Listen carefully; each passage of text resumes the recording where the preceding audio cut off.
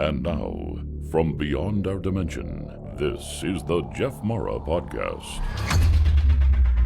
Here's Jeff. My guest is Steve Bassett, political activist, advocate for UFO disclosure, executive director of the Paradigm Research Group, and the first UAP lobbyist in Washington. He returned today to talk about where we're at with disclosure. And I'm glad you're here because recently, Steve, I saw on social media that disclosure is dead. And I'm hoping that you've been working behind the scenes and you can cheer us up a little bit.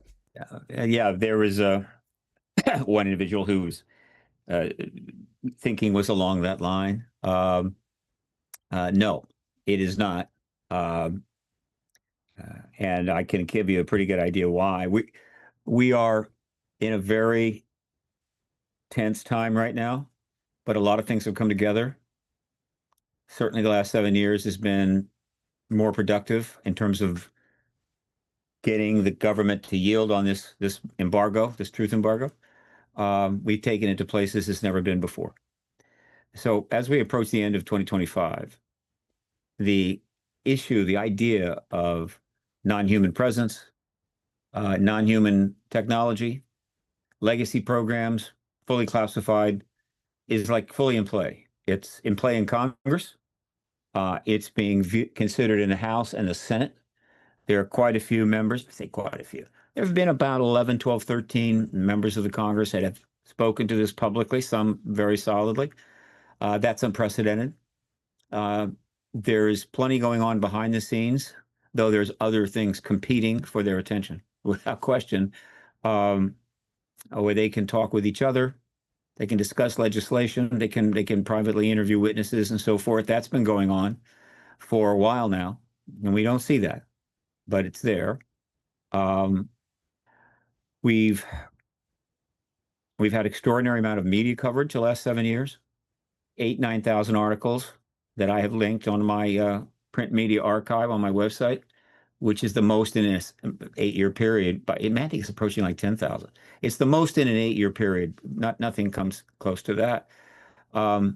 We've had 3 full congressional hearings as we move forward, 8 or 9 congressional briefings, not under oath, but people were in panel speaking to members of Congress, unprecedented. We've had 20,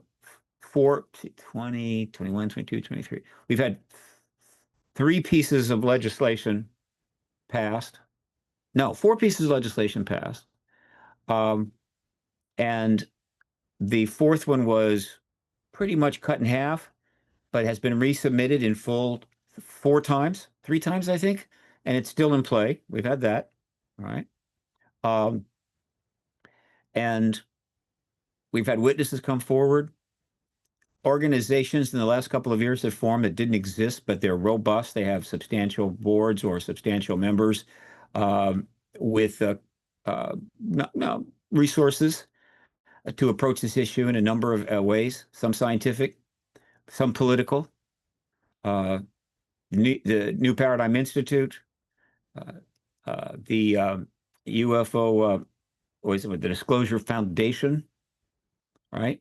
A Disclosure Action Fund, I believe, UAP rather Foundation, and the UAP Action Fund, the Enigma Labs, and on and on and on. They're happening and coming together. These are almost essentially mainstream entities. They're not UAP entities. They're mainstream, essentially. There's not much difference, right? Except, of course, they're engaging in this issue. This is impressive. And I could go on, all right? But it's really starting to come to some sort of a breakthrough point as we approach the end of the year. And here's how I can describe it. First, the 4th hearing is certainly possible by the end of the year.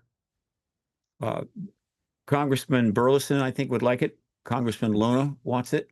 They have talked to many witnesses, though there's a number that are reluctant because they're a little concerned about the protection. Plus, we think that the truth embargo managers, or whoever they are, have been making some phone calls, chatting with some of these individuals completely in the private sector and privacy and whatever. But there are important witnesses ready to testify right away. And these witnesses have to do with the shutting down of our nuclear weapons, which is probably the most important thing we know about the ET involvement here. They're ready to testify. First-hand witnesses. There's at least 3, 4, 5, 6, depending upon how you rate them, and they're ready to go. So all of that is in play and possibly could happen. The UAP Disclosure Act, notice the name, Disclosure Act, is in play for the 4th time. It was cut in half, and then it's being resubmitted.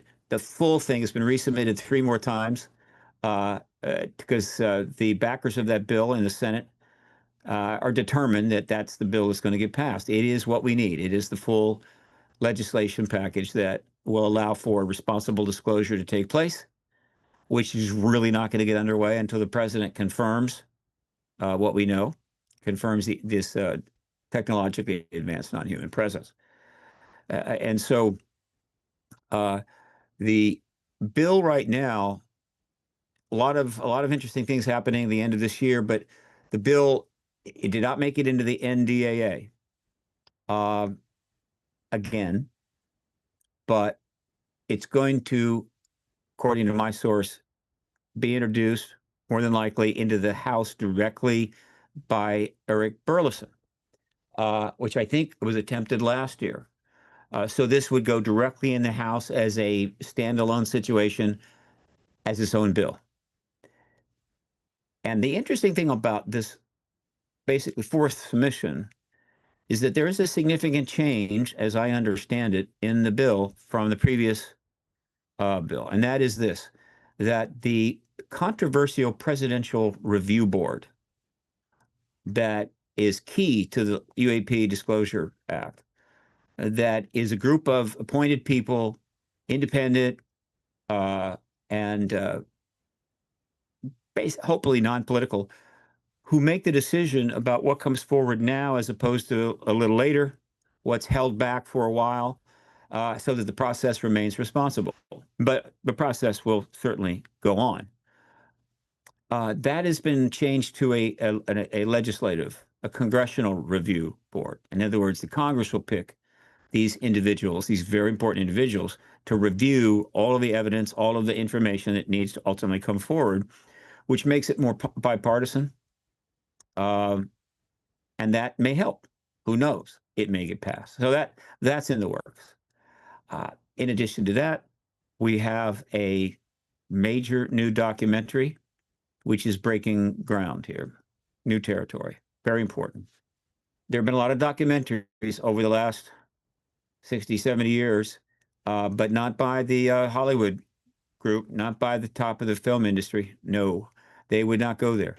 Only recently, they did some streaming shows, which were by major Hollywood players like J.J. Robbins and Steven Spielberg, but not a doc. There have been good ones, but they weren't going to get that kind of backing.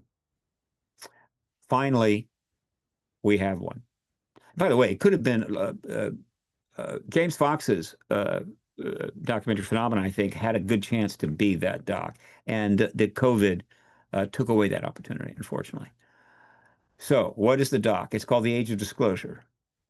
Notable because the person who is the director, writer, and the principal individual that has made it happen is a Hollywood person, Dan Farah, who's been involved in A-list projects.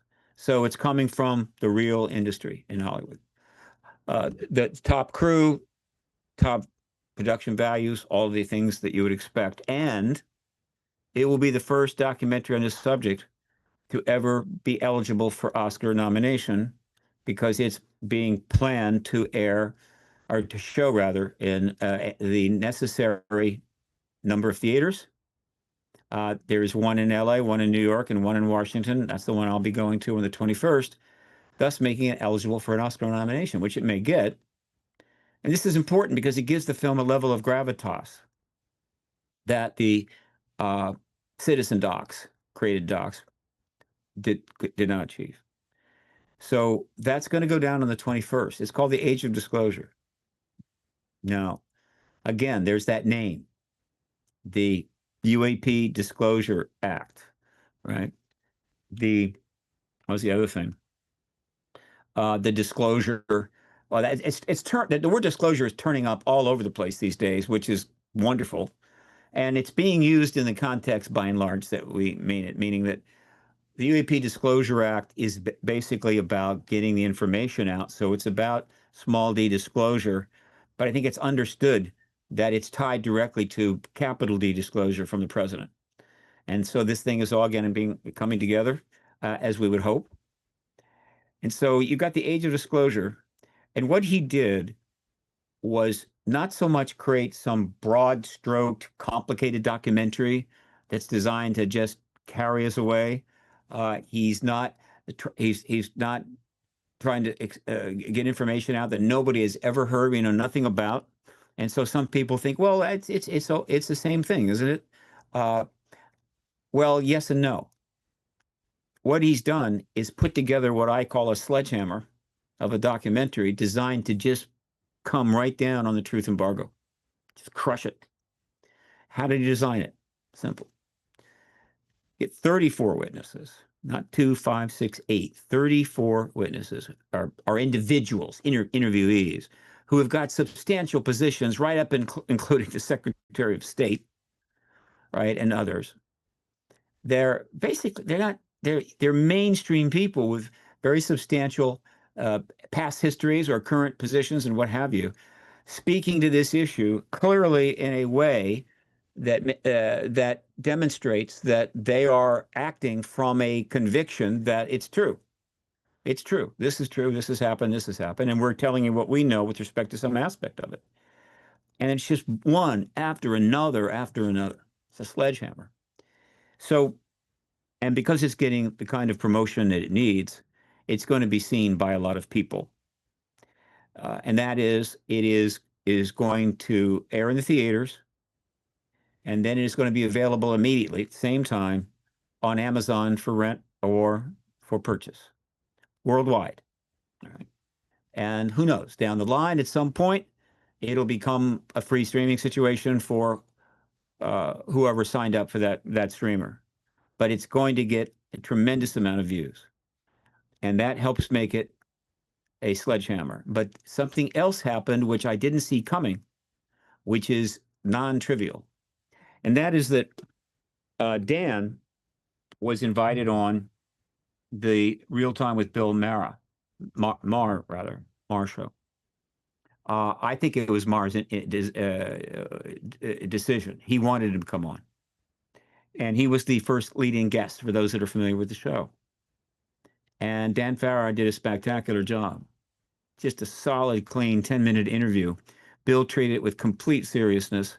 It seems that he's kind of come around much more on this issue and actually brought up some very important questions himself, not the least of which was the shutdown of the nuclear weapons, which really shocked me. I'm going, whoa, he just put that in play, big time, right?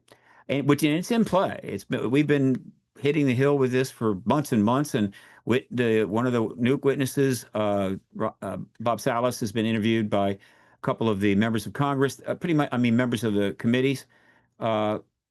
The idea of the nuclear shutdown is well, I think, known now amongst both the House and Senate committees that are doing this, setting them up possibly to be the next witnesses because they're ready to testify.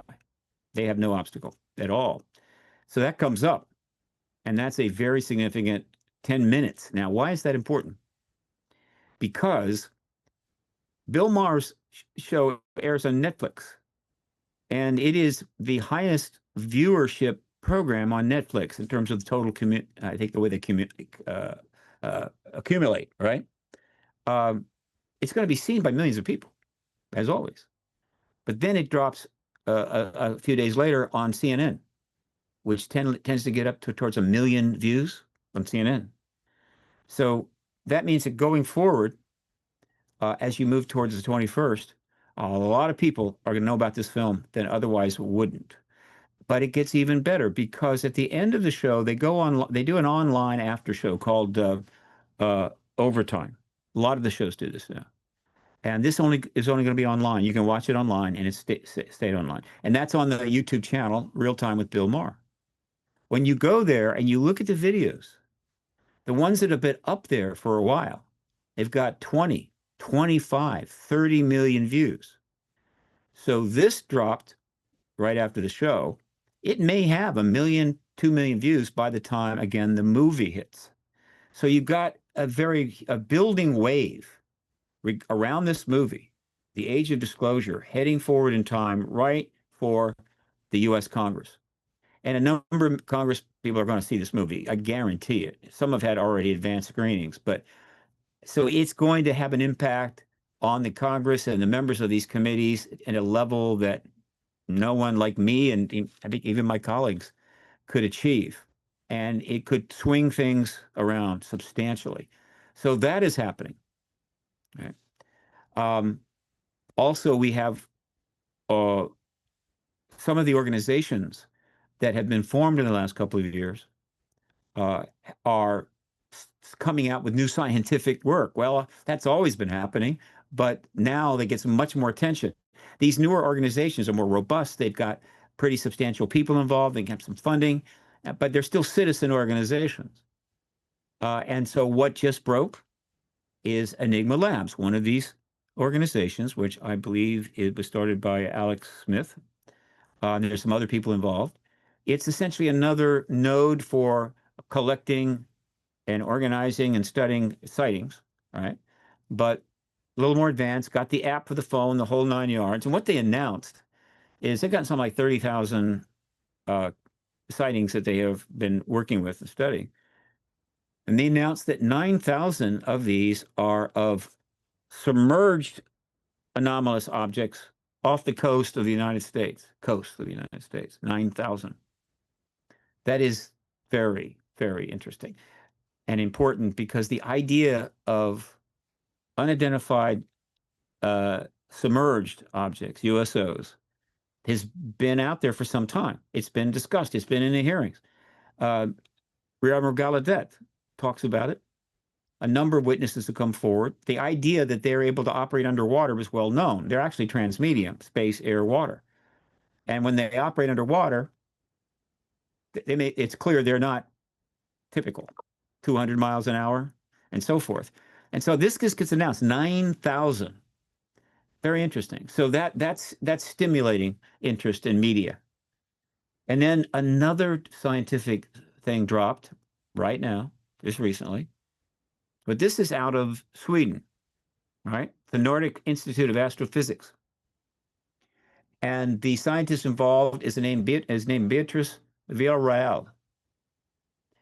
And she created a project called Vasco that they've been studying for some time, but they just announced their findings in a broader way because they succeeded in getting a couple of successful peer reviews, which again, this is coming from the not the government, but from the private world, research getting peer reviewed. This is also new and important. And where we're going, it's called Vasco, which is vanishing and appearing.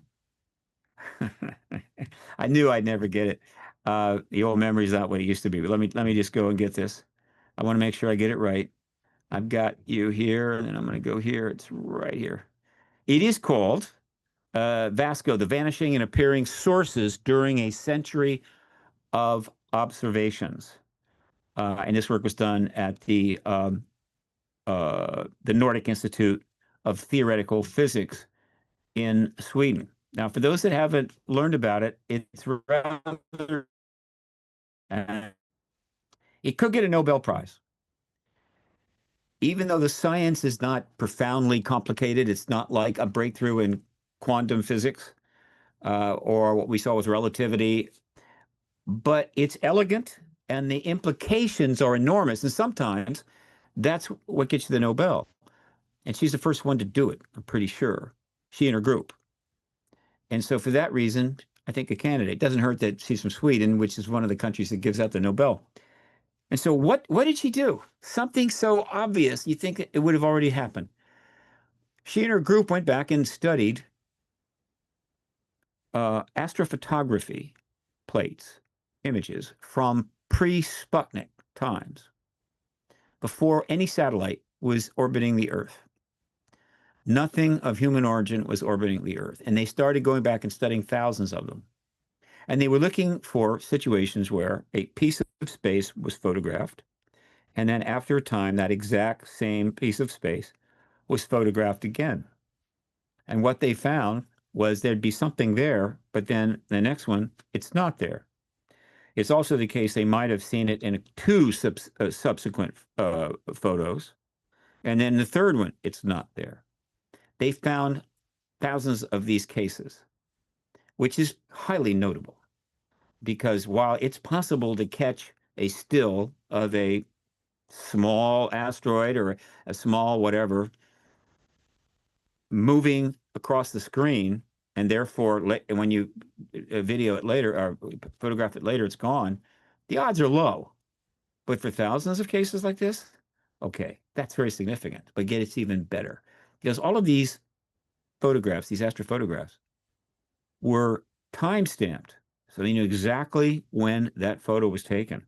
And so what they found is that at least 45% of all of these cases that they uncovered, they were able to associate with what was happening down on the Earth at the time.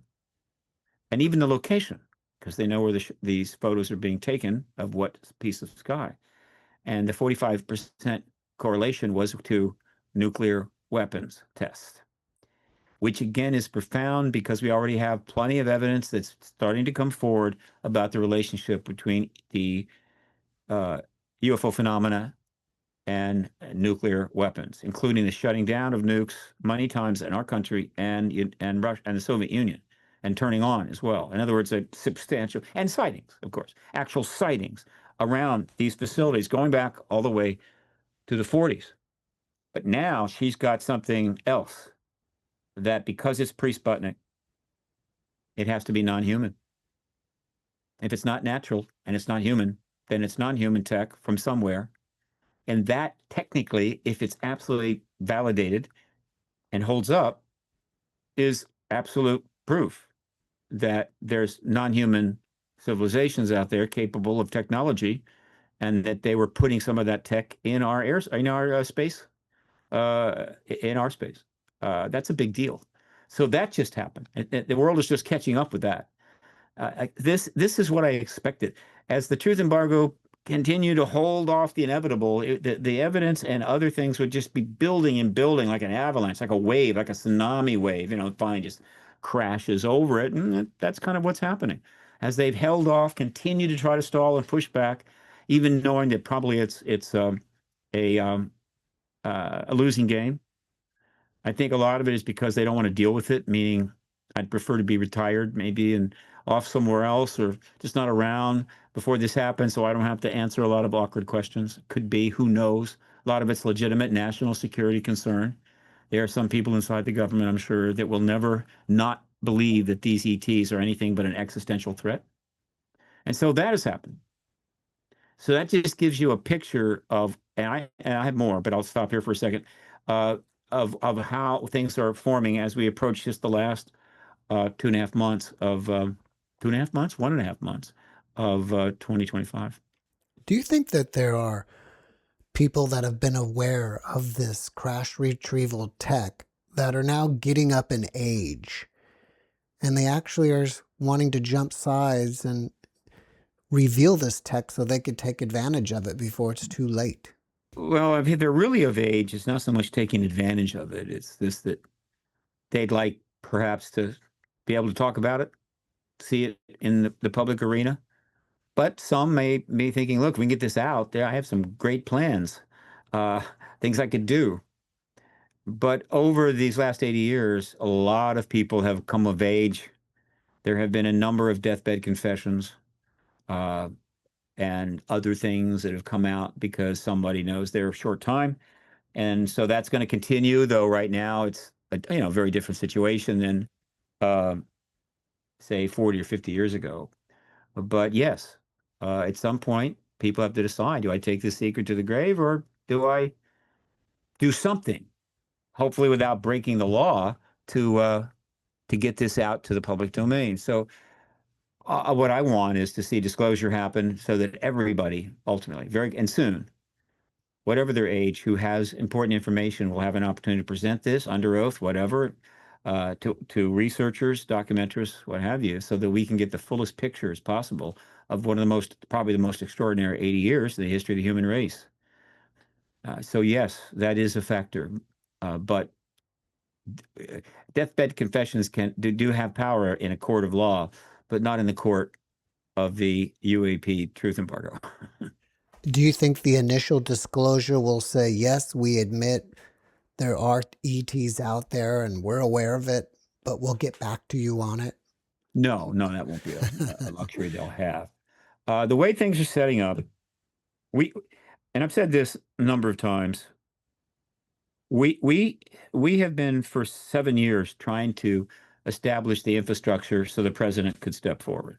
Whether the president knew that or not, I think the president sort of knew.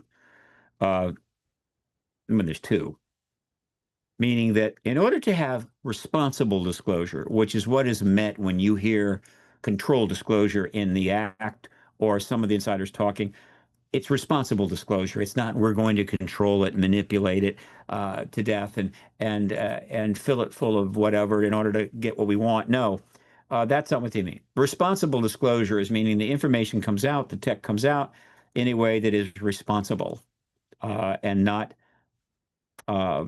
capable of causing immediate issues and problems, endangering national security, whatever. There is a way to do it responsibly. Just dragging a bunch of stuff out in the White House lawn and have people go through it like a yard sale, that's not responsible, right? So we're pretty much set up that now, because of all that's happened in the last 7 years, and in the last year for sure, that if the president were to come out tomorrow and say, yeah, I think it's time for me to step in here, I'm aware, and confirming there's a technologically advanced non-human presence. And yes, technology and programs and what have you, and I'm confirming that to you today. And you can expect a lot of things to immediately start happening. That's all the president has to do. That's disclosure. Nothing. He doesn't have to provide any specifics or anything. Just confirm it as the head of the commander-in-chief of the armed forces, president of the United States. Then most everything else will follow out of the Congress and elsewhere. The president can just step back. The UAP Disclosure Act would probably pass very quickly. It would not be difficult. It would be maybe a little more responsible if they got the act done first and the president stepped out. But frankly, things are getting a little interesting now. So it might be advantageous to step out. And it'll be fine. The president will be fine. Nothing grotesque is going to happen. It's going to be received quite well. It's not going to be a shock or a surprise. It's not going to do any political damage. Might even do some very helpful politically. So we've gotten to that point. That's what all this has been about. And that's one of the problems that people have had on this, is because a majority of just regular people that learn about this think that this is about getting all the information out, that they're going to tell us something about it. We're going to learn more in this hearing and more in that hearing, and then eventually they'll bring in the ETs and they'll testify or whatever. That's not what it's about. That comes out post-disclosure. What is happening now is appropriate things like hearings, media coverage, some witnesses coming forward and speaking, in order to create the platform for it all to come out in a responsible way, a platform for the president to come forward and disclose, capital D. And that's why people are a little confused. They're thinking, well, why aren't they telling this? Why aren't they telling that? They're doing what they have to do to set up the political action, essentially. It's a political act from the president. And so it serves that agenda. And it has pretty much succeeded. All that has happened, all the hearings, all the briefings, all the media coverage, all the actual statements and podcasts by high-level members of the government and so forth, all of that has pretty much normalized the situation for a responsible confirmation by the president. That's what's going on, and that's how to look at it. And on that basis, we're ready, right? We're pretty much ready. So will it happen? basically, to me, what you're saying is that it has to be made safe for the president to come out and make this announcement. Safe is Politically safe. No, not politically safe, though. Let me put it this way. If it's done right, political safeness follows. Okay. But that's not the principal reason for creating that platform. You want to set a situation when the president comes forward, it will be viewed as a little surprised, but yeah, I'm not too surprised. I kind of expected this. There's so much to immediately turn to and read about if you're a little, whoa, what's this? Plenty of information. You can even call up your member of Congress, what have you. And so it really makes it safe for the public. They're not going to get rattled. It's not going to be awkward. And if it's not going to be awkward, that's good for the president, just in general, as commander in chief, not just a political partisan president, but rather as commander in chief. So I would cast it more that way. In other words, this by and large is something, this is an historical process that is remarkably nonpartisan and has remained so for reasons that are fairly straightforward. It's not rocket science to figure that out. And it will hopefully stay that way. And I think it will stay that way, even if we get disclosure tomorrow. Well, how much do you really think Trump knows? Because it's easy for them to still hide a lot of information from him. Well, just about every president has had most of it, almost all of it, hidden from them, in a sense. In other words, they had access. I think every president has been given the basic thing that, yeah, this is real. I mean, presidents are fairly smart. They can go and read books on Roswell. It's not hard to study some of the highlights. And if you're the president, there are plenty of people that want you to know.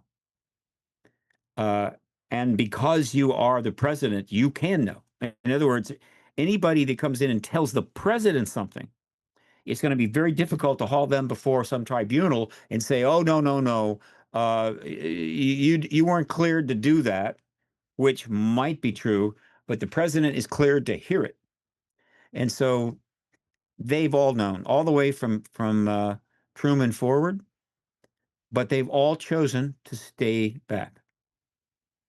Now, some knew more than others, but the fundamentals, is there a non-human presence, a technologically advanced non-human presence? Have we obtained some of that technology? I think that has been known by every single one. Carter did try to do something overt, but it was stopped pretty quickly. Clinton was encouraged to do something, lasted actually for a couple of years, but ultimately did not go anywhere too soon. That's about it. But every president knew.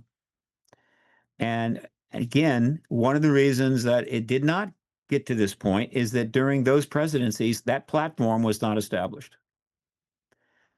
Prior to, well, in the only other time it might have been pretty straightforward would have been right in the beginning. Truman could have done it. He could have told Ramey, stand down. We're going to take a week and then we're going to step out on this. And at that time, people would have been shocked. Whoa. But we just went through World War II. We were doing fine. And it would have been another century. The century would have been completely different. Eisenhower obviously knew, and he could have done it. Wouldn't have been too bad. I mean, you got a 5-star general who helped win World War II, highly esteemed, particularly by the people who are of a national security bent. So if Eisenhower comes out and says it, again, I don't think it'd have gone too badly. Instead, he just hinted at it when he went out the door, right? Before Kennedy took over with his famous speech regarding being concerned about the power and undue influence of the military intelligence industrial complex. And then after that, no. Kennedy, I think, had some interest in going there, but it wasn't well received, I assure you. And he did not have the kind of gravitas that Truman or certainly Eisenhower had. And that's it. And so we move forward. Now it's just not going to happen. But we've come around 80 years, and we're now in a situation where so much has been done in the private world by thousands of people using their own money, their own time, operating in an extremely difficult environment where the government says everything you're doing is a waste of time. And they've built up a mass body of evidence. They've built up a media presence. They've built up some political involvement. They formed organizations, and everything that you would do, but with difficulty, right? That wasn't necessary, but the truth embargo made it that way. And they finally got it to the point where the government could finally step in the way it had to, partially because of other things. I mean, there were the world is different than it was. It's constantly changing. The tech has advanced to the point where the ability of just regular citizens to engage subjects and spread the word all over the place and connect with each other is off the scale compared to 50, 60, 70 years ago. And so it all comes together right around now, where if a president was the kind of person that would challenge the status quo, the platform is pretty much there. And if the president wanted to do it, it's no problem. But this is also true for the other heads of state. And it's not out of the question that another head of state, being informed about all that's happening here in the United States, looks at that and goes, thank you for building that platform for me. And that head of state comes out, confirms the extraterrestrial presence. And then everyone else follows, including our president, which would be second or worse. And there's no prize, zero prize for second or worse. And it will diminish the United States in various ways. That'll all work out in time, but it's worth noting. Anybody that's managing the truth embargo that thinks that somehow they have some magical control over every other major head of state of the nuclear nations, that somehow they got them on some sort of blackmail list and they would never do that, they're living in la-la land. And so could easily become second on this at any time. And I like to mention that because that's the kind of thing that can motivate people of the highest rank, right? Do you want to be first or do you want to be a sloppy second? When you say being second, are you saying that potentially Russia or China could be the first? Absolutely. Yeah, Absolutely. What's stopping them now? Well, it's a question I'm asked all the time. There's no clear answer. Only they know. But there is one answer that has a certain common sense quality to it. It's not some huge leap of logic. And that is that our two major, quote, adversaries, certainly the two nations with powerful nuclear weapons who are not exactly hanging out with us every Friday night to go get, milkshakes at the local soda shop, are ideological control states. Different versions of it, but basically the same. And they work. They are able to function and do things and build economies based on the ability of the government to maintain very, very tight control over the ideological expression of their citizens. In other words, there's a lot of good things you can do here. You can make money, you can have careers, you can do that, you can that, but we don't want to be hearing your thoughts about the philosophical underpinnings of your government. We don't want any protests, all right? And because they know that if they allowed their citizens to go where American citizens have gone and are, all hell would break loose. And they're not going to allow that. Because I think in the United States, we have a very current lesson that freedom of speech and the range of actions that our Constitution allows can be very helpful and very useful in maintaining a robust society. It could also create utter chaos. And ideological states hate utter chaos. And so I think all of the leaders of China and Russia and the Soviet Union, period 40s, whatever, China was at a very different place than the Soviet Union. So it was but they had plenty on their plate. They didn't deal with this. That they understood that announcing to all their citizens that there's a non-human presence here that's not a member of the Communist Party, has never read Mao's Red Book, represents God knows what. The universe is way more than we ever knew. This is not good, and they don't want it. A perfect example of that is a while back, it's been about 15 years, maybe a little longer. The Chinese government went absolutely nuts over an exercise routine called Falun Gong. People were being arrested for practicing it, right? It's like arresting them for Tai Chi or something, because somehow they saw that as taking them away from the ideological uh, uh, thread that they want them on. Now, the ET issue would be 1,000 times more than that. That's the only answer I have. However, that's been in the past. We are now in a different place, and it's a different world. And these countries are pretty well developed, particularly China, and they may not feel this concerned about telling their people you're not alone in this universe. They actually may think it strengthens them, gives them more gravitas, particularly if they're first. These are the kinds of things I would say if I was an advisory panel to the Pentagon or the White House, which, I think that if the invites came, I missed them. They got tossed out in the mail. That's the kind of thing I would say. But I can say it on podcasts, and who knows, it might get to them, slide in the back door. But nothing I'm saying is radical. If you think you can just wait to be first on this, you are living in a fantasy world, and you are not going to be thanked if we end up going second or third or fourth on ending this era in the story of humans. If we had a 1,000,000-man march through Washington demanding disclosure, would that make a difference? It wouldn't hurt, but it'll never happen.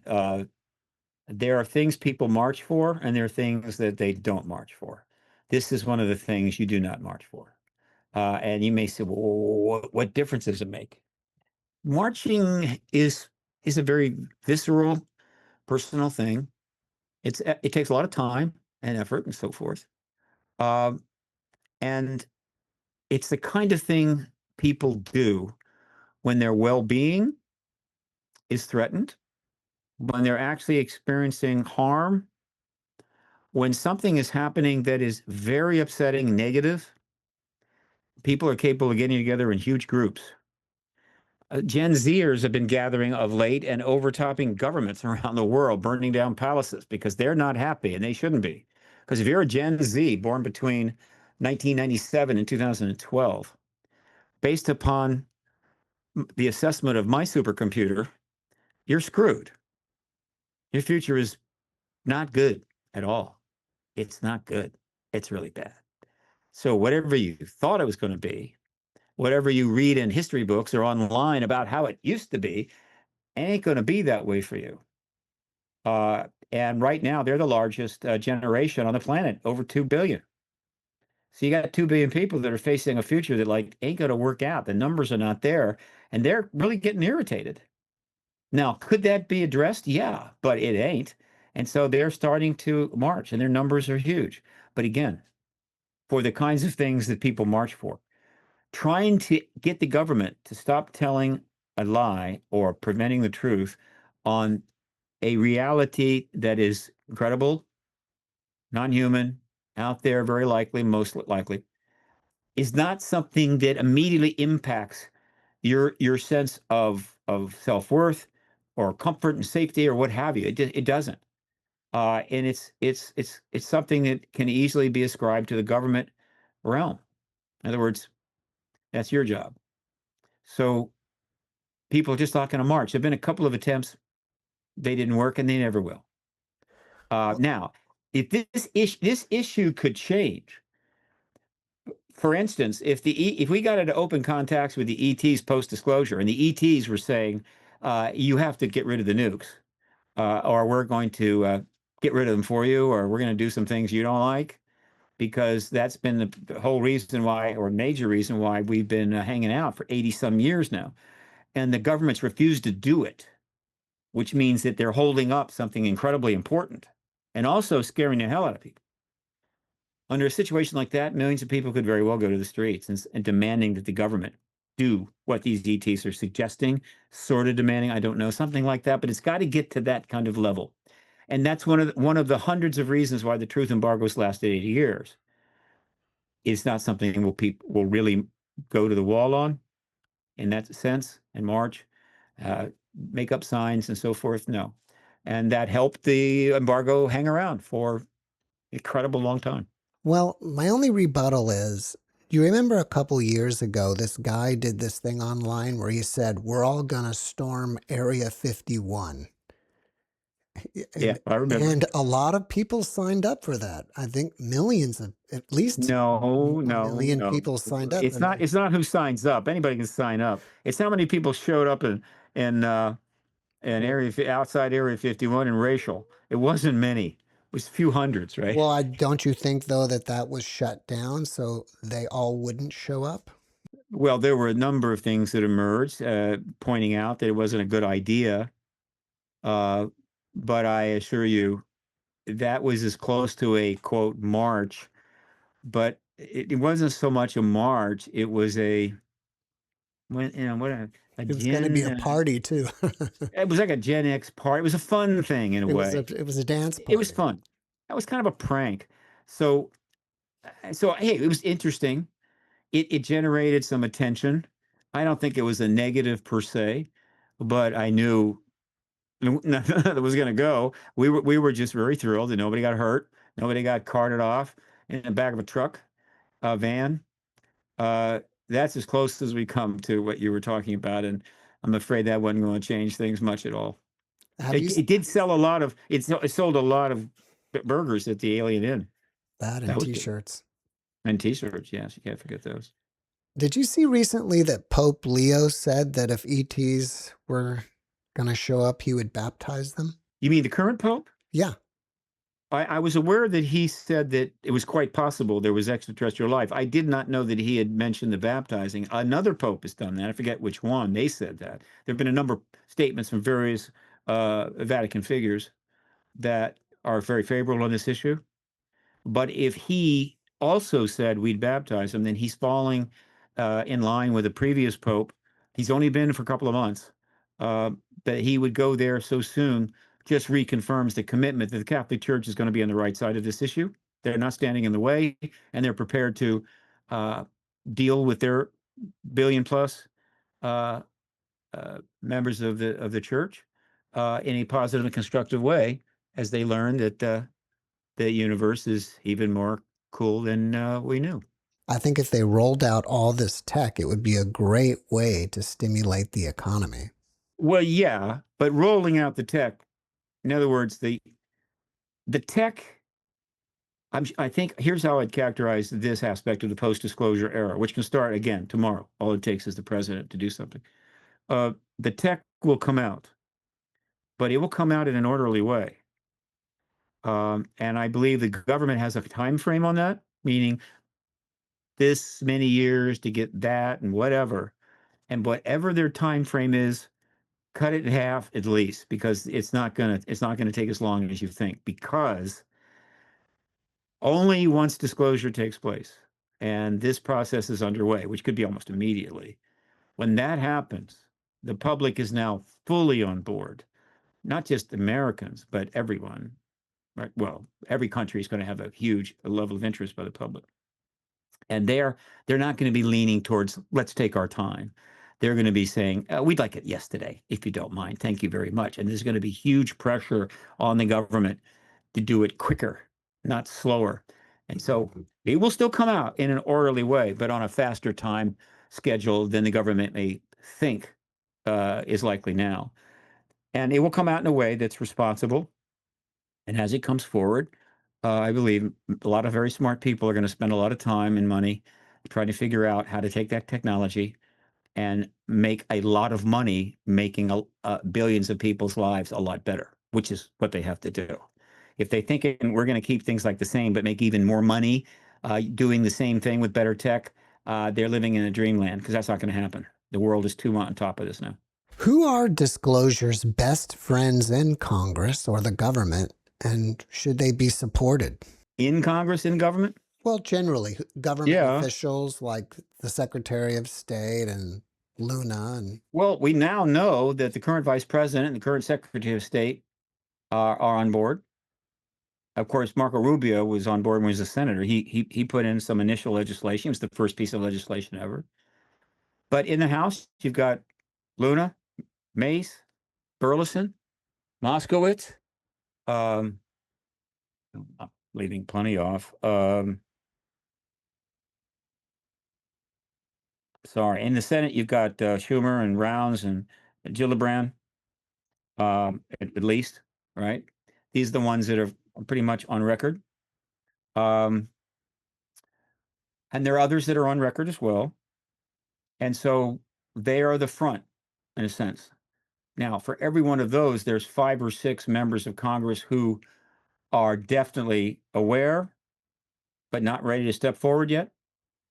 I think the age of disclosure is going to impact that. And so you're going to see more members of Congress going public and saying things.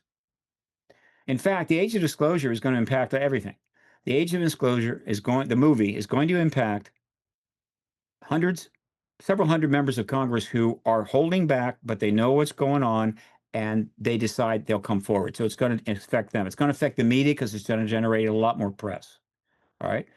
And most importantly, it's going to affect witnesses. A lot of the witnesses that have been on the fence about whether they're willing to testify, assuming they're not going to be subpoenaed, may decide, okay, I can do it now. So that's huge. It's going to affect the media. It's going to affect witnesses. It's going to affect members of Congress.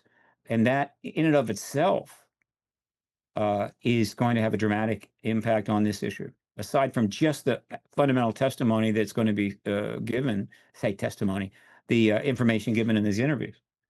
And so all of that is going to pile up.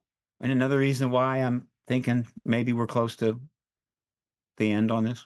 What is your take on 3i Atlas? Well, if you can get me a betting app, I'll load up a betting app. I'm sure they're taking bets on this. They take bets on everything now. It's getting out of hand. Thank God I'm not like 25. Probably be totally hooked. My wager is on this. I feel, I'm not going to get good odds on this. I'm pretty sure. I'll probably bet 100 to make 40. But this is essentially a comet-like object from another solar system that's been traveling for hundreds of thousands of years to get here. Okay, which is irrelevant, right? Unlike comets that are in our solar system that keep turning up because they're going around the sun. This is not. This is a transient object. It's coming to the solar system. Well, so all solar systems are created by accretion disks that form. Stuff that forms goes round and round and round from the earliest matter, post-Big Bang.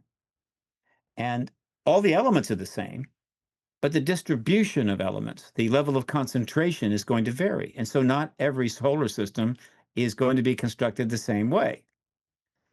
And so something is turned up from another solar system that is not constructed quite like ours. And so the constituency of this very large object is not the same as we are used to. And so it's giving off a phenomena in a number of ways that is intriguing and got our attention. And we're going to watch it, and we're going to get a lot of photographs, and it's going to be a pretty cool scientific genre that's going to be studied. And we're going to learn more about aspects of another solar system. It only took hundreds of thousands of years to come give it to us. And then it's going to head right through and go. So that's not particularly notable. What is notable is because of where we are now, in terms of the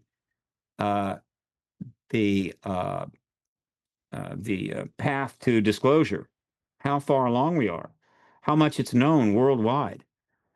The interest in this comet is off the charts. There's been hundreds of articles. I don't even log them in. I don't consider it a UFO thing. I don't consider it a disclosure matter. But hundreds of articles. I mean, they can't cover it enough because everybody is trying to find an ET connection. Okay, great. That's good. In that sense, it's very revealing and important. It's showing the political leaders and the religious leaders that people are really into this ET stuff. Okay, right? And it could be ET, it could be a craft, whatever. It may change course. That's what's going to happen. And that's what it is. Just Zell me my $40. Do you think even today ETs would not permit us to have a nuclear war? I wouldn't want to make that bet. I would not want to make that bet. It's like, you go into one of these safaris and there's a bunch of water buffalo over there, and you're saying, and the safari guide says, you want to go over and just kind of get closer, and you're going because they never charge people. Would you take that chance, right? No, you would not take that chance. Unless you were, you shouldn't take that chance, right? So the idea that one can theoretically make a case why they would turn our nukes off or not allow us to fulfill our nuclear war obsession, that is not a bet you want to make. You don't even want to think about it. And I don't like it because anybody that gets there is going to be less motivated to if they intend to do anything to support the truth embargo, ending the truth embargo, to put the time and effort and sacrifice into getting this done, because it's okay. The ETs are, in other words, the nuclear war threat is one of the number one reasons why disclosure must happen. At one time, it was thought to be something that could launch a nuclear war. Well, that was then, now is now. And so we need everybody on board. So somebody that's just going to roll the dice and go, the nukes will be stopped by the ETs, they're not helping. Again, it's not awful. It's not terrible. I don't blame it. It's nice to have some hope. And if you feel that ending the embargo is helpless, then that's all you got. Because if we don't end this embargo, we will have a nuclear war. Let me put it this way, if we end the embargo and get into the post-disclosure era, we could still have a nuclear war. But if we don't, we definitely will have a nuclear war. And the difference between the two is non-trivial. If I say nuclear war, we will have a nuclear event that could lead to war. A nuclear event, post-disclosure, is going to be viewed very differently, particularly if we have some time in that post-disclosure era. It's going to be viewed differently, and the outcome may be not so bad. But before disclosure, it's going to be viewed exactly as we expected.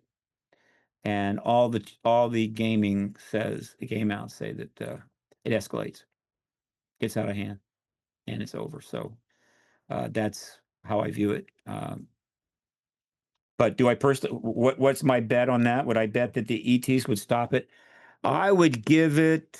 That's a good bet. I would say I could bet 100 and probably win 500. Right. That the ET stopped the weapons. If that happened, and I'd bet 100 on that, I'd make at least $500. The odds are low. If disclosure took place tomorrow, would we ever end up in some sort of Star Trek one world society? And if so, how long would that take? Well,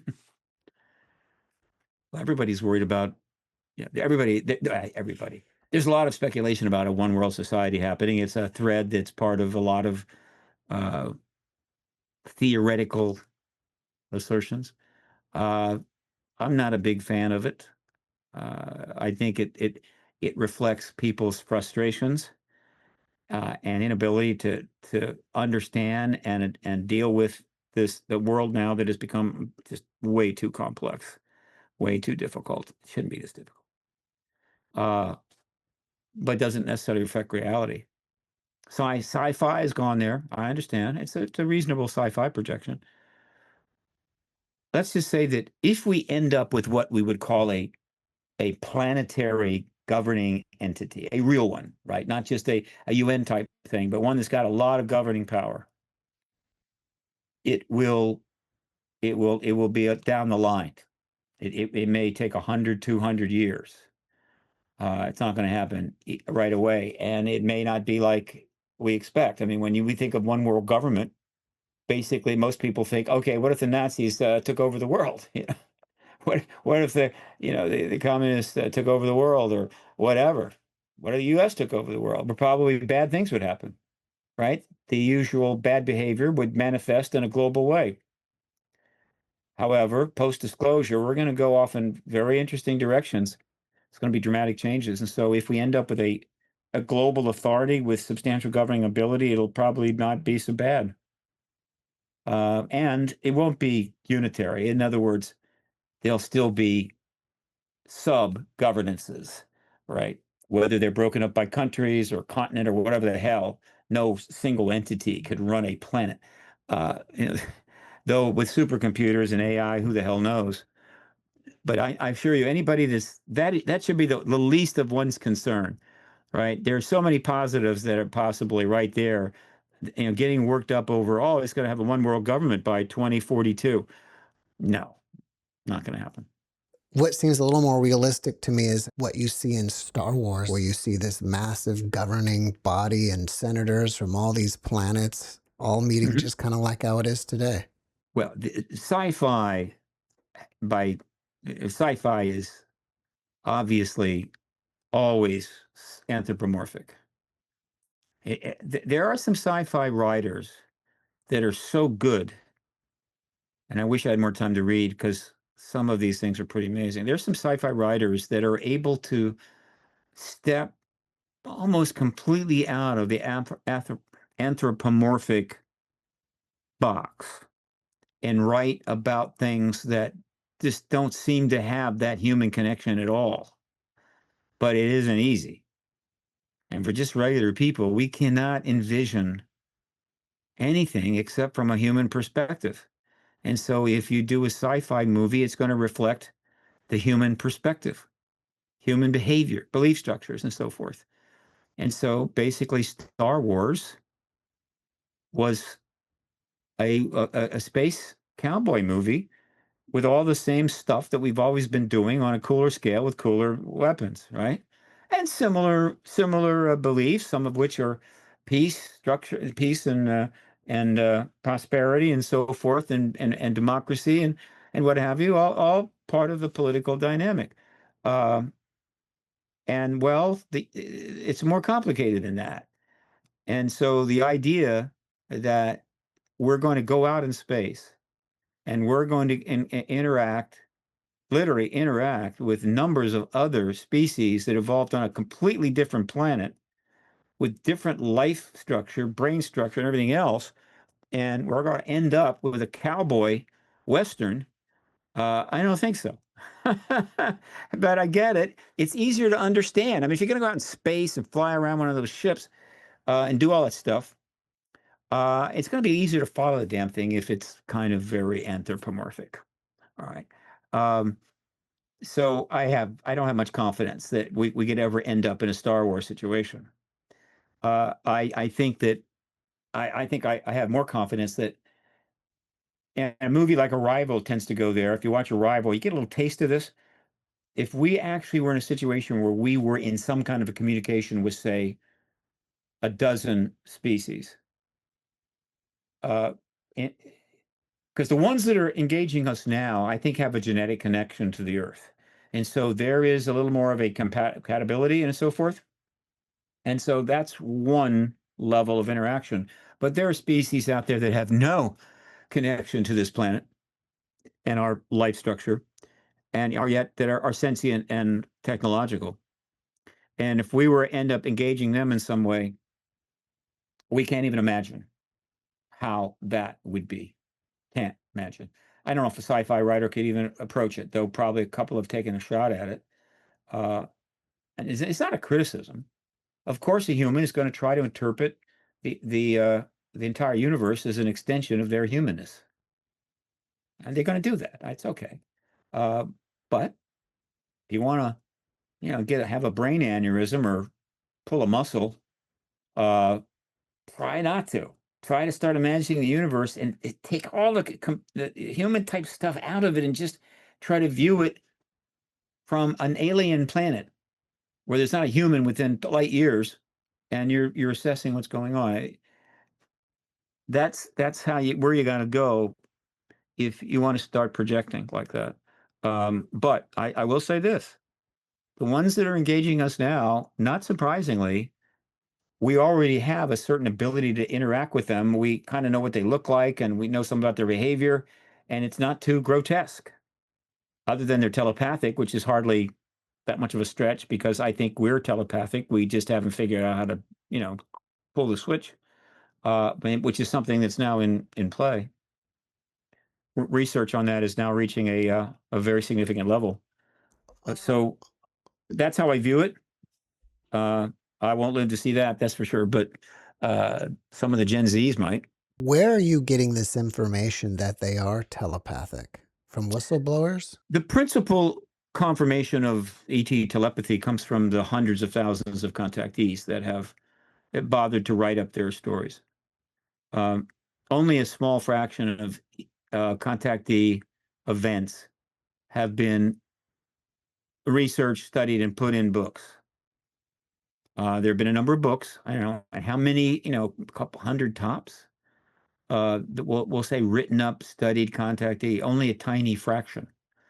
The vast majority of contactee events have not been studied and put in books. However, since the 70s and 80s, with communion and movies and everything else, and just a general exposure on the issue, a lot of people have come to accept that they're contactees, or maybe get regressed and find out they're contactees, or be willing to talk about it at all.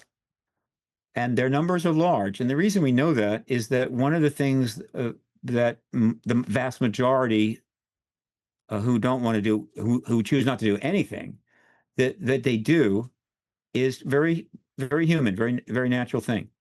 They write up their story. This is what happened to me, right? Sometimes in great detail.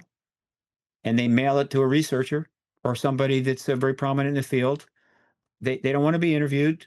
They don't want their name used. They may not even sign it, but I just want somebody to know, right? And there are hundreds of thousands of these. And one day they will get the examination that they deserve. And those who have looked at these large numbers, as well as those people that have been researched and written up in books, telepathy is virtually universal. So how many people have to say, yeah, I was in the process of an ET and the ET was talking to me in my head? How many have to say that before you get it? And this has been known for some time. Plus, there was an ET captured from the Roswell crash. Almost certainly was telepathic. So the government knew about telepathy in 47, if not sooner. And they knew about other things. I think they also learned about the ability of the ETs to interact with machinery or non-living stuff mentally, which we're closing in. Neuralink, only very advanced. And so as a result of that, our government, doing what it does, realized that the capability of the human brain was not, it's always suspected, was a lot broader than your typical human does. And they realized that there were interesting capabilities there. And so they threw a ton of money and started studying all of this in any way they could under deepest classification. And the reason they did it wasn't because they were curious, was because they felt they could weaponize it. And this was back, remember, 47 and on. And so for years and years and years, they were doing deep, highly funded research to see if they could weaponize advanced brain capabilities, which included telepathy, eventually included remote viewing, included even telekinesis, and a few other things that we'll probably learn about. And first they wanted to weaponize it. Secondly, they didn't want this to become a thing, right? In other words, we got to be careful here. If somebody figures out how it's done and puts it out on Twitter or something, you could have in a couple of years, you could have millions of people that are telepathic. And if you're running a country, that is not something you want. You do not want a telepathic citizenry, I assure you. Okay. And so, but it's coming out now. And that's one of many things that are happening now that I can't even list them all, that is really pushing the truth embargo into a corner. And let me enlighten on that. Another thing that's happening at the end of the year that's piling on is not a brand new, but a new significant conference is about to take place next month, December 14 to 17. And it is called the State of the World Forum. Website, stateoftheworld.forum. There's a lot of domains now. All right. And it is an unusual conference in many ways. But one of the reasons it's happening is because of the ET issue, right? So I'll try to be short here. There is plenty of, on the website, there's plenty of historical information, but you can find some things on the web, but not much, because the original State of the Forum conferences were held before the internet. And so after the Soviet Union collapsed, and the Berlin Wall came down, there was this era of hope that we could actually start going in a different direction, that we couldn't continue down the path we were on. And now let's try to envision a better a future. Let's fix some things and not repeat these mistakes. It was a cool time. One of the key players at that time was Mikhail Gorbachev, who was instrumental in ultimately bringing down or leaving behind communism, the Communist Party, and the Soviet Union, at least at the level it existed. He was beloved by many people, not so much in the Kremlin, but certainly by people around the world. He teamed up with Jim Garrison, who was a brilliant activist involved in a range of issues back then. And he actually went in Moscow, and ultimately they decided through the Gorbachev Foundation, in which Jim Garrison was the president, to hold a State of the World Forum. And Jim was the president of that. And the idea was simple. There's a potentially new future ahead. We want to bring together very well-known high-level people to a major conference. I think it was in San Francisco. The first 6, I think, were in the West Coast, to discuss the state of the world in this post Cold War era, and consider how we can move forward, right, and get it right. And it was big. I think in one conference, one of the events, they some of the tickets were $5,000 a piece, and so it's very successful. And there were 6 of them. Unfortunately, by the time the 6th one was held, those who didn't really want to go in any different direction had pretty much already begun reinstating the Cold War, the nuclear arms race, the proxy war dynamic, and we were back in the soup, headed to where we are now. What can I say? Opportunity lost. So what's happened is Jim's still around. He's into the ET issue, has been for a while. And as we got close to disclosure, he like, almost everybody I deal with knows that disclosure of the extraterrestrial presence is a world-changing event, much more powerful than the collapse of the Soviet Union. Believe me, way more powerful. It's going to take us almost immediately to places we can't even imagine before. And this was the time to set up another State of the World Forum. And so they brought together the team. They're looking for they've got a number of major funding things out there to hold 6 of them starting this year, all the way through 2030. And the idea is basically the same. We're going to bring through a lot of very smart, talented people to help us look at the world where it is right now and talk about how we can now get this right as we move forward. What do we need to do? What do we need to change? And so forth. But the world today, 30 years after that time, has gotten more exotic.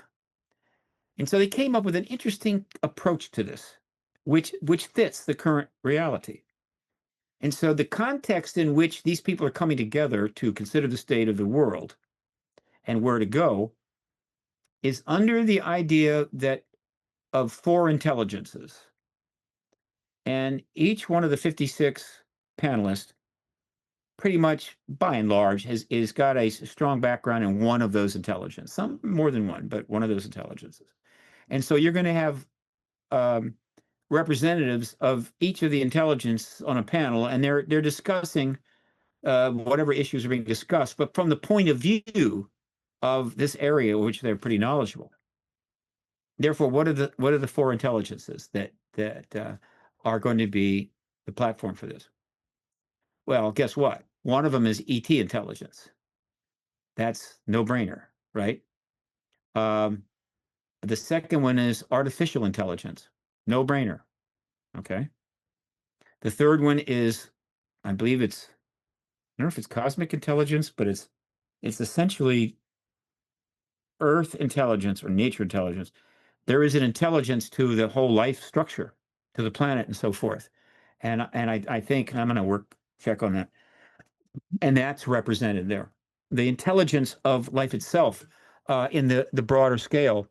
And then the last one is human intelligence. Only this time, well, as opposed to 30 years ago, human intelligence includes everything that the human brain can do. Not just think, but telepathy, remote viewing, precognition, telekinesis, whatever. All of that comes under human intelligence, and that is the fourth of the four. And so there are people representing every one of these areas, and they're going to be, now this is online. It was going to be at a hotel, a very big deal, major hotel, but the circumstances going on made that not workable. So it's going to be online for 3 days, December 14th, December 17th. And let me give you an example of speakers or presenters. We talked about her. Beatrice Villarreal will be one of the panelists. And obviously she's coming regarding her Vasco project and what may be the fundamental confirmation of non-human civilizations outside our planet because of the Vasco project. She'll be there. Diane Hennessy Powell, which is now one of the leaders in the study of telepathy because her work finally got to a point where it was extremely implicative. And she was in the process of ultimately creating a documentary because documenting her investigations with autistic children who are telepathic.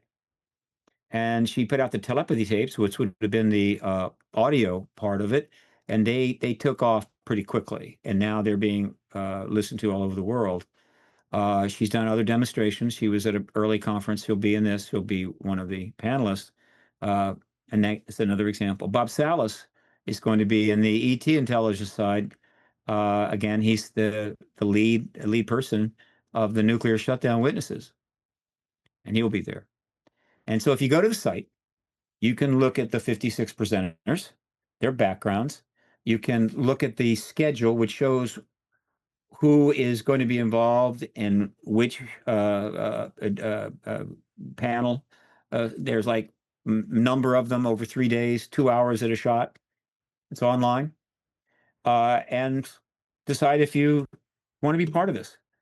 I will add this, that I am a collaborator. PRG is a collaborator on this. Been working with them for a while now. And so if you're listening to this and you think you'd like to have access to and a record of the first modern State of the World forum, and you can get in touch with me by email or fax, phone, text. All that information is on my website, paradigmresearchgroup.org. I can provide you a discount code that will take quite a bit off the registration. So that's happening. So again, another platform. This is going to be viewed all over the world. I mean, there are watch parties in many countries that are being put together. There's a watch party function. You can look into that. And it's going to continue to build. Now, the circumstances are pretty volatile right now, and so I don't think it's going to reach the kind of numbers they'd hope. But whatever, it's going to land the plane, and then next year it's going to be another matter altogether. If we get disclosure, it's going to be a huge matter altogether, because again, it will be the first State of the World post-disclosure, and I think we're going to be able to bring in some extraordinary people to tell us the state of the world and discuss how in the hell we cannot make the same mistake we made back in 2000 or the late 1990s and early 2000s when we squandered the best opportunity we'd had since the Hiroshima bomb to take this world in a direction that's not going to be awful, if not existential. And I don't think we can afford to blow the second chance if we do. Unless the ETs, which I think will go into open contact with us. And I think they will, right?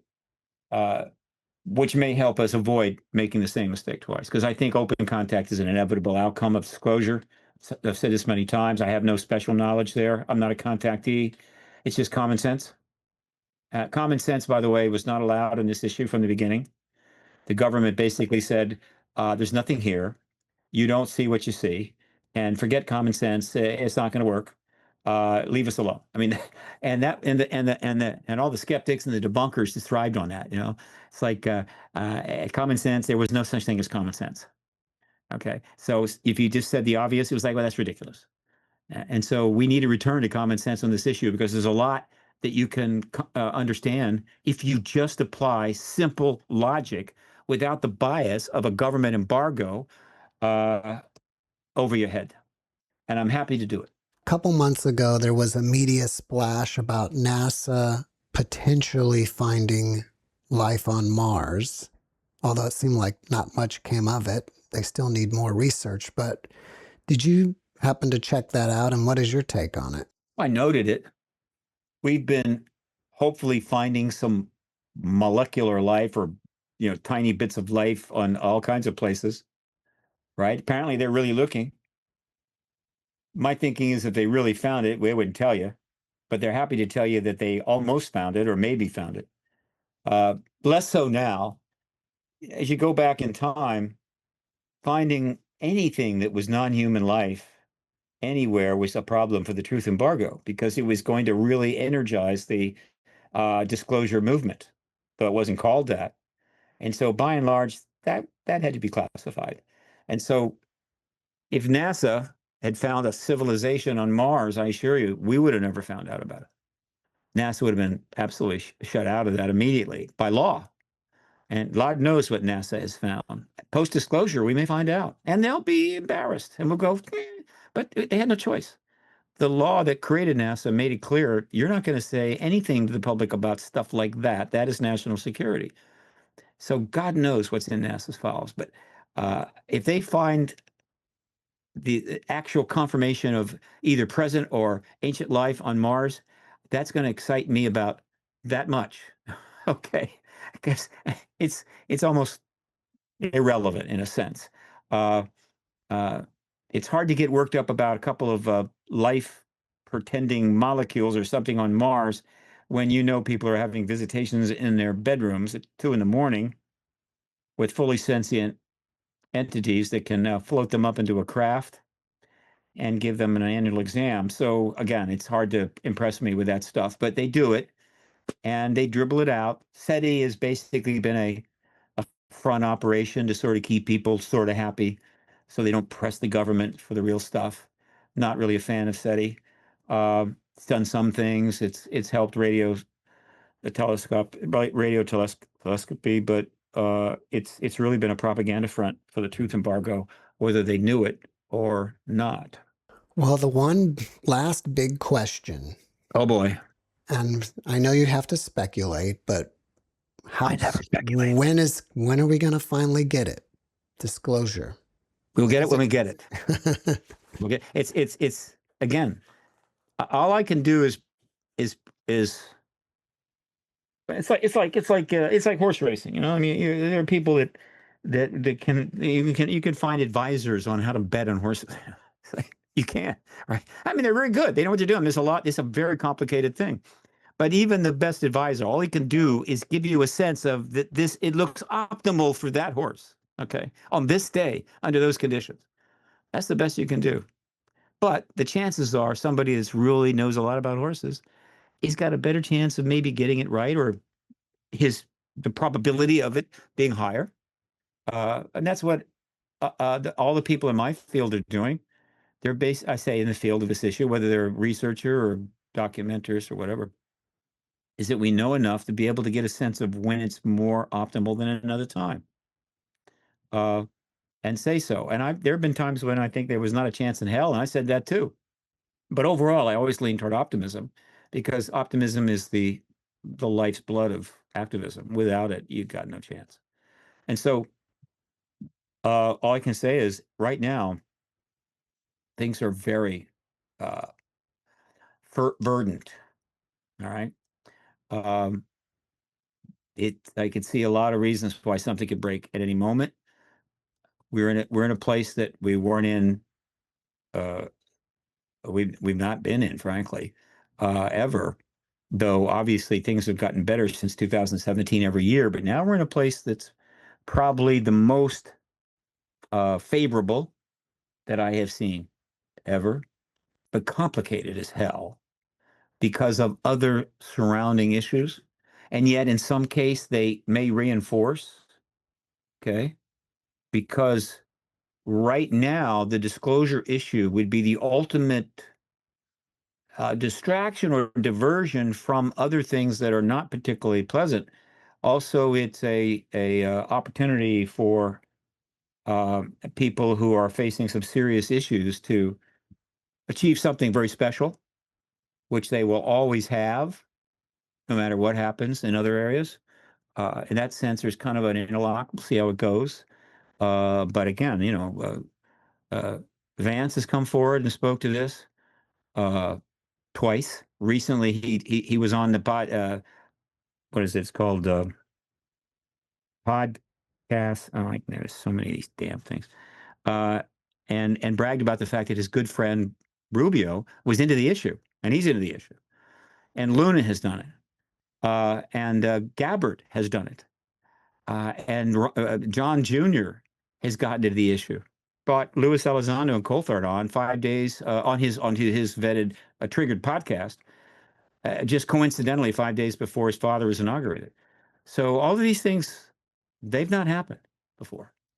And so again, the situation is very, very, how would you say, pregnant. Okay. Well, And so if the embargo breaks water here in the next day or two, I'm not going to be particularly shocked. you use the word verdant. Is that the same as saying things are very close? Well, verdant, fertile, it's active, things are moving, and that's what you expect to see as you get close. But I think pregnant is probably better. The truth embargo is a baby that's been, I say it's not the truth embargo. Disclosure is a baby that is we've been trying to get born for 80 years. The truth embargo managers and the government has been pregnant with this damn baby for 80 years and in labor. In labor. And all we're trying to do is act like a, what do they call it? Epidermal needle, right? Make it easier, right? For them to give birth to this thing. And it's kind of like that. And so, yeah, the birth, the disclosure will trigger the birth of a new world. And then the question is, can we take it? A new world, if we can take it, which is a paraphrase of something that it supposedly was told to Philip Corso by an ET way back, right? In Mexico. I forget exactly where it was. I think it might have been White Sands, could have been near Roswell. I don't know, but wasn't probably White Sands. A new world if you can take it. If it's true, and I'd like it to be true, boy, does it say a lot. Just there's a lot in that phrase, right?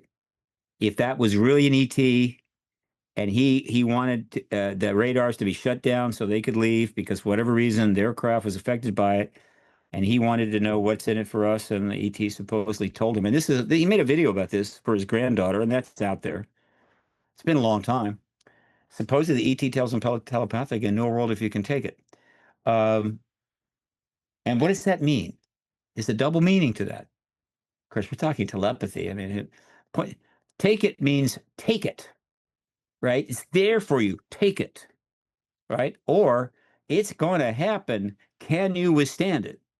Right? Maybe it means both. And if it does, it's an even cooler phrase. I hope that ET is still around, still alive, flying around somewhere. Maybe he'll show up and say, yeah, I was the guy. That's what I said to Corso. And you've done a great job. Look at you, right? Post-disclosure, you're getting the technology out. Now we're talking to you all. Your future looks bright. That would be kind of cool. Steve, what's your website again for people who want to check out more about what you're up to? ParadigmResearchGroup.org. 501c3. Any donations go towards the next X conference. HollywoodDisclosure.org. It's also a site that I helped create with Dan Harari. Mhm. Well, he created it, but we are the co-founders of the Hollywood Disclosure Alliance. Interesting. Stateoftheworld.forum, which is the coming conference. Beautiful website, by the way. Absolutely gorgeous. I want to hire that person to redo mine, which is okay, but New Paradigm Institute, probably the leading activist organization in terms of disclosure, really. NewParadigmInstitute.org. And I told you the conferences, but there's another one. I'm going to be up in New York in just a few days. This weekend, November 15th, 16th. I'm speaking on the 15th at the New Life Expo, the New York version. It's one of the longest running events of its kind. And it's a good time. So New Life Expo should get it to you. Google that. And come join us. Drop in, say hello. New York this weekend, November 15th and 16th. Well, Steve, thank you for joining me again, and I hope the next time we speak, we'll be in a post-disclosure world. Okay, but if if it's taking too long, bring me back, because I like floating around in space with you like that. It's very calming. Yeah. Just kind of floating around. It's like that movie Gravity. Just out there, got the stars in the background, and it's very cool, very calming. Right? So I'm happy to do that, Jeff. Happy Thanksgiving to you, sir. Thank you. Let's hope that we have something truly profound to give thanks for. I agree. And either way, you're always welcome. Thank you, sir. Thanks for watching the JeffMara podcast. I really appreciate you. Another way to show support is through YouTube memberships. And if you do, there are loyalty badges and other perks depending on your level of membership. All you need to do is click the join button underneath the video to find out more. Thank you for your support.